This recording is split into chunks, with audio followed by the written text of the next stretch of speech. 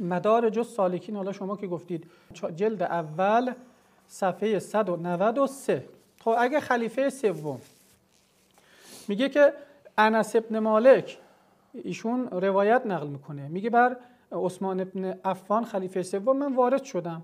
میگه وقتی که داشتم میرفتم عثمان رو ببینم، تو راه یک خانمی رو دیدم.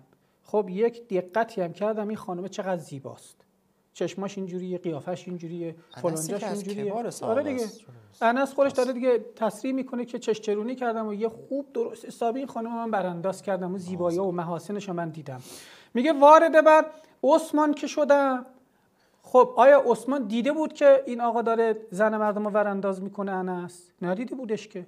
عثمان میگه برش وارد شدم، عثمان گفت که یدخل علی احدکم و اثر الزنا ظاهر فی عینیه. الان یکی میاد اینجا این آقا زنا کرده، زنای حالا چشم، چون ما روایات شیعه و اهل سنت داریم که هر عضوی از بدن یک زنای خاص خودشه داره، زنای چشمم نگاه به حرامه.